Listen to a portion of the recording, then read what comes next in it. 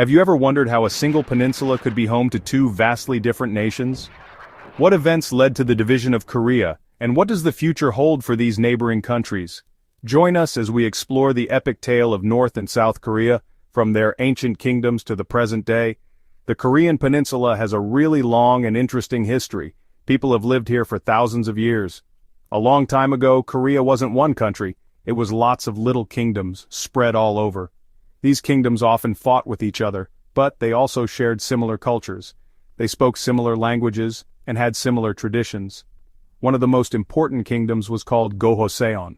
Gojoseon is thought to be the very first Korean kingdom. It lasted for a really long time. It's a big part of Korean history. Even though these early kingdoms eventually disappeared, they left a really important mark. They helped create the idea of a unified Korea that we know today. After a long time of being divided, a strong kingdom called Silla took over most of the Korean peninsula. The Silla dynasty unified Korea in the 600s. Silla ruled for almost 300 years. This time was like a golden age for Korean culture. Art and literature were really popular. Buddhism also became a major religion in Korea. It spread far and wide during the Silla dynasty. Another important dynasty was Goryeo. Goryeo ruled from the 900s to the 1300s. Goryeo is famous for its beautiful pottery and its advancements in printing.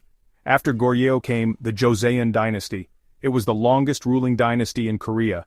The Joseon dynasty ruled for over 500 years from 1392 to 1910. During this time, King Sejong the Great created the Korean alphabet, Hangul. Confucianism also became very important. These dynasties shaped Korea's identity and left a lasting impact. By the late 1800s, Japan had become very powerful. It wanted to control more of Asia. Japan saw Korea as a good target. In 1910, Japan took over Korea. This started a harsh 35-year occupation. Japan was very mean to Korea.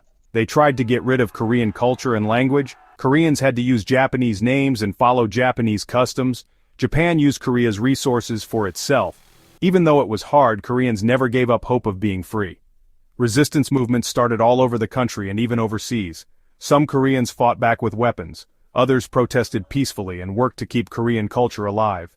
People like Ryu Gwansun and the March 1st movement became symbols of Korean resistance.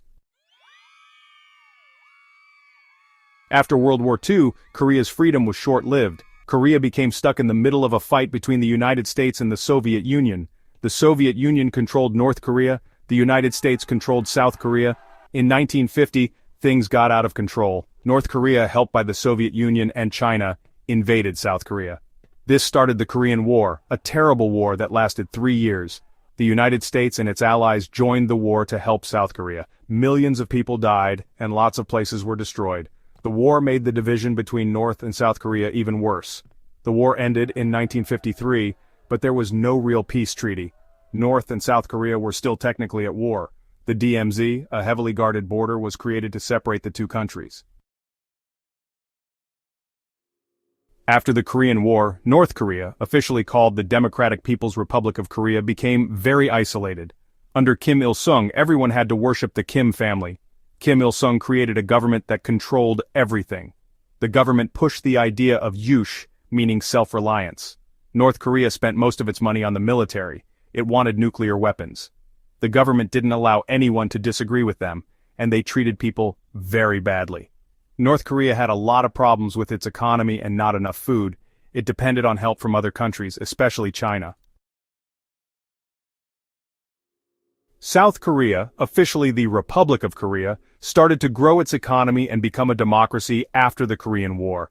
In the years after the war, South Korea's economy grew incredibly fast.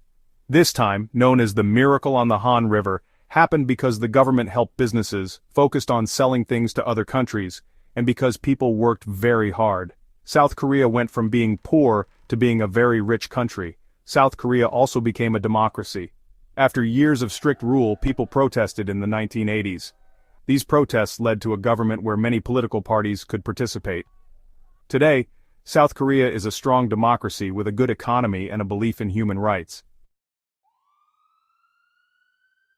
By the 2000s, North and South Korea were completely different. North Korea was still isolated and poor, ruled by a dictator. Many countries punished North Korea because of its nuclear weapons and how it treated its people. South Korea, on the other hand, was modern and democratic. People lived well, and South Korea was an important country in the world. The big differences between the two Koreas show how the Cold War changed things and how the two countries chose different paths. Even though they are very different, many Koreans in both North and South still want to be one country again. But it's very difficult. North and South Korea have tried to talk and be friends, but it never lasts very long. Talks stop because North Korea has nuclear weapons and because the United States has soldiers in South Korea. Also, North and South Korea are so different now that it would be very hard and expensive to bring them together. Nobody knows what will happen to North and South Korea. There are still many problems, like the possibility of war, nuclear weapons, and North Korea's weak economy. But there is still hope. If North and South Korea keep talking, they might start to trust each other more. Other countries can help with the nuclear problem and help North Korea's economy. A unified Korea might seem impossible, but Koreans have always been strong. The hope for a peaceful and good future for all Koreans is still alive. Thank you for watching. If you enjoyed this video, please like, share, and subscribe for more content.